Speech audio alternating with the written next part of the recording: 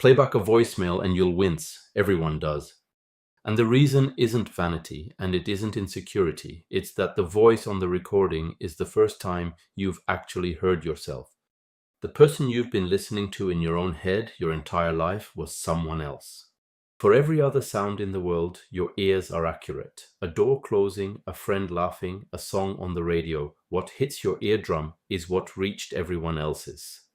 But your own voice travels by a second, secret road that nobody outside your skull can use. And that road has been quietly lying to you since the day you learned to speak. The answer changes what you think you know about self-perception, because it turns out the you've been performing inside your own head is a curated edit. Strangers hear the real one, you don't. Most people assume the cringe is just, I sound weird on tape. That's not quite right. The real answer is that there are literally two different versions of your voice, generated by two different physical systems, and your brain has spent your entire life mixing them into a private soundtrack only you can hear. Here's the physics. When you talk, sound leaves your mouth, travels through the air, curves back, and enters your ear canal. That's air conduction. The same path every other sound takes. It's also the only path the microphone hears.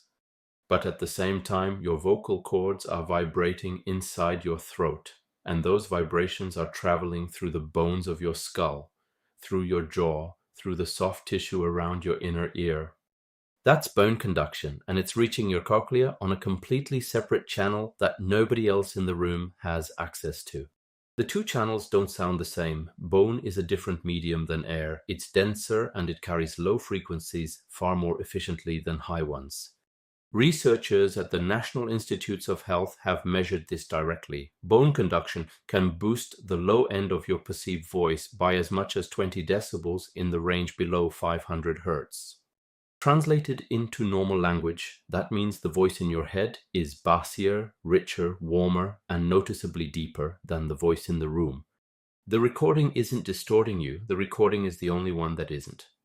So, when you finally hear the air-only version on a voicemail, your brain doesn't think interesting, that's the unfiltered me. It thinks imposter. Higher, thinner, nasally, a stranger using your name. The cringe is a mismatch error. The gap between the self you expected and the self that actually exists in the world. In 1966, two psychologists named Phil Holzman and Clyde Rousey ran what is still the foundational experiment on this. They recorded people speaking, played the tape back, and watched what happened. Almost every subject was startled. Many didn't recognize their own voice at first, and it wasn't just the pitch that bothered them. Holzman and Rousey found that listeners suddenly picked up on emotional cues in their own speech they had never noticed before. Anxiety, hesitation, regional accent, a kind of pleading quality. Qualities the bone-conducted version had been smoothing over. They called it voice confrontation. The discomfort wasn't really about sound. It was about being introduced to a stranger who had been wearing your face. That finding has been replicated for nearly 60 years. A 2013 study in the journal Perception had subjects rate voice recordings for attractiveness without telling them whose voice was whose. People consistently rated their own voice higher when they didn't know it was theirs and lower the moment they were told. The voice didn't change, the label did, which means the cringe isn't really an audio problem at all, it's an identity problem. And here's where the neuroscience gets stranger. Your brain doesn't just passively receive your voice, it predicts it. The moment before you speak, your motor cortex sends a copy of the command, neuroscientists call it a corollary discharge, or an efference copy, over to your auditory cortex, basically whispering, heads up, this sound is coming from us, don't be alarmed. Your auditory system uses that signal to dampen the incoming noise of your own voice so you don't deafen yourself mid-sentence and so you can still hear the world around you while you talk.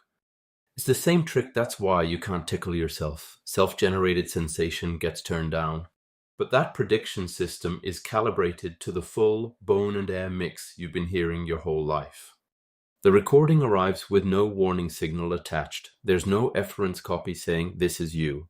So your brain processes the voicemail the way it processes any other person speaking, as external, as other, as someone in the room. Which is why hearing yourself recorded can feel almost physically intrusive. You're not just hearing a stranger, you're hearing a stranger who is somehow also you, and the wiring that's supposed to mute that signal isn't firing.